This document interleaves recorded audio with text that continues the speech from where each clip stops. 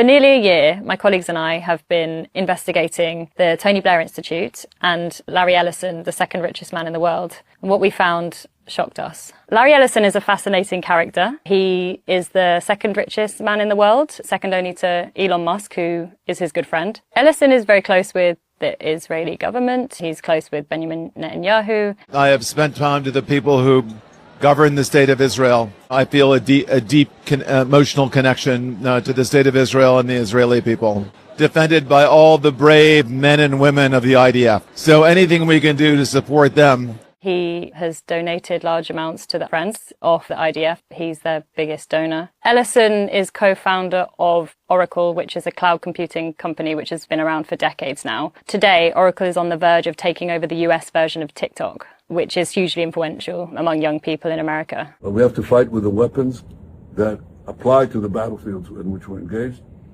And the most important ones are the social media. And the most important purchase that is going on right now is TikTok. TikTok, number one. Oracle's former CEO, Safra Catz, is on record as saying she wants to embed the love and respect for Israel in America's culture. It violates our policy to have from the river to the sea on your LinkedIn, like all that kind of hate speech. We're just bringing the consequences. And if you want to boycott us, buckle up. David Ellison, Larry Ellison's son, is the owner of Paramount, which recently took ownership of CBS News. And CBS News is run by Bari Weiss, who is self-proclaimed Zionist fanatic. We need to say out loud that anti-Zionism is anti-Semitism, full stop. We saw Larry Ellison on a large screen at this massive World Leaders Summit in Dubai back in February, talking about AI. He was being interviewed by Tony Blair. Blair was asking him about the kind of AI revolution, and Ellison said, "We need to unify all of the national data, put it into a database where it's easily consumable by the AI model, and then ask whatever question you like." Through our reporting, we found that the UK government is starting to unify their data. And we've seen that the Tony Blair Institute has been advising them to do this. I mean, Tony Blair has always been a big advocate for ID cards in the UK, and more recently, like digital ID cards. And the idea of that would be to bring together all personal data and have it in one place. Digital ID will make our interactions with each other and with the state faster, cheaper, and more reliable. There are arguments that it could be quite dangerous potentially to have personal data all in one place, and particularly if that system is run by one large private company. So it's interesting to see Tony Blair like pushing this so hard, and then Oracle kind of standing by, like potentially ready to take on this job. Important to say as well that Larry Ellison, back in 2001, after 9/11, advocated for ID cards then. So he's always been an advocate for this as well. Tell us a bit about what government should do in terms of its digital infrastructure, digital ID, data centers, and so on. You have to take all of your healthcare data, your diagnostic data, your electronic health records, your genomic data. The NHS in the UK has an incredible amount of population data, but it's fragmented. It's not easily accessible by these AI models. We have to take all of this data we have in our country and move it into a single, if you will, unified data platform. NHS data is a unique thing, a set of data that's been around for many, many decades.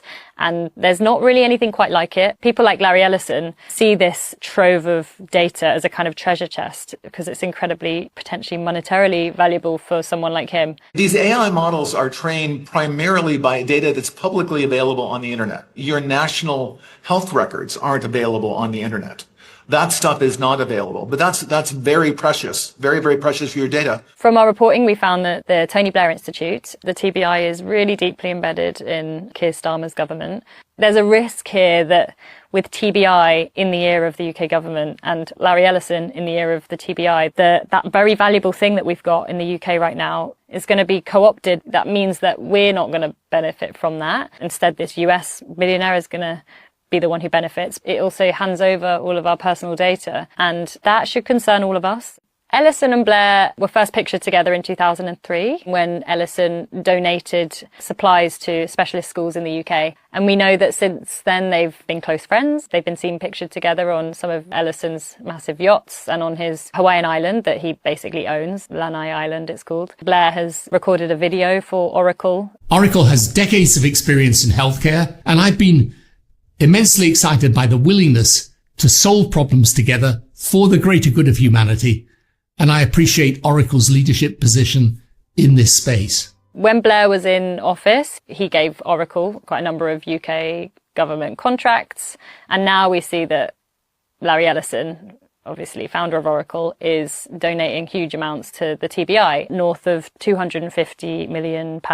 And the TBI has huge influence on the UK government and which companies it chooses for its own contracts. Ministers in the UK government regularly meet with TBI employees and discuss policy around AI, data capture, NHS data and the future of healthcare and how AI can play a role in that, and where it's clear to see that Oracle, Larry Ellison's company, is set to benefit from those policies. Oracle has made over £1.1 billion from UK government contracts to date. It's an incredibly lucrative place for Ellison and Oracle to be.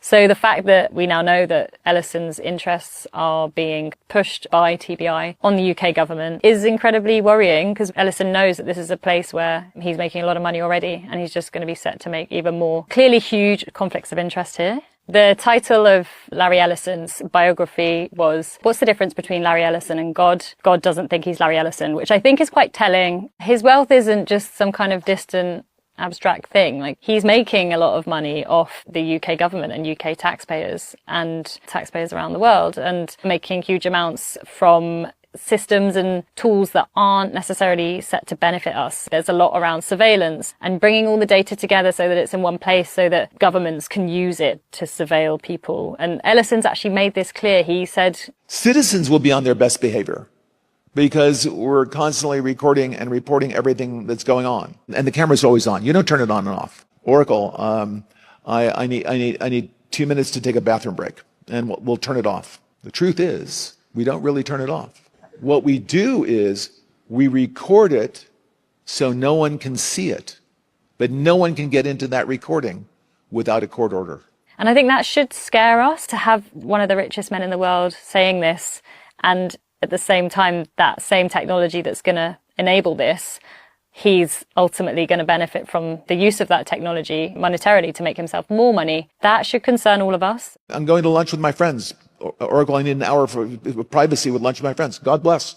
We won't listen in unless there's a court order. The Tony Blair Institute is a think tank in the UK, by far the largest. It has US levels of funding. Since Labour got into power, we've seen TBI have increasing influence on government policy. We know that Peter Kyle, the former technology secretary, that he was meeting Tony Blair himself every couple of weeks. It seems like ministers don't really have a full grasp of this stuff. So they're kind of like, oh, TBI knows how to do it. TBI is like really good with technology. So we'll just listen to them and take on kind of whatever they suggest. TBI will publish a report, and then within weeks or even days, the UK government has taken on their recommendations essentially. And then on a kind of more international level, we see TBI as this more kind of consultancy advisory entity, where you see TBI employees embedded within governments. A lot of countries in the global south, especially, we've seen that there's this kind of huge push by TBI for big tech and AI boosterism. At the Tony Blair Institute, we believe that technology is key to reimagining the state. There's a lot of concern among TBI and former TBI employees about this. A lot of employees told us they decided to work for TBI because they really believed in the mission of kind of encouraging governments to embrace technology, but in a kind of responsible, safe way. But that they realized it ended up being much more about trying to sell certain technologies. Staff were told to really push Oracle's services, and that they were having to do this despite kind of sometimes knowing that this wasn't the best option for the local populations. There were other companies offering better suited systems for those countries. Tech sales for Oracle, that's how people described it. They were having to do tech PR, tech sales, and that was not what they got into this job for. The influence and power of big tech is seeping into people's consciousness more and more. There's now a slow realization that this isn't going to benefit normal people. None of this is set to benefit us people on the ground. And by shining light on these issues, I'm also hopeful that more journalists will start to look into the big tech lobby and how they're having such a big say at the moment in our policies, and to actually speak up against that and campaign for the big tech billionaires to have less influence.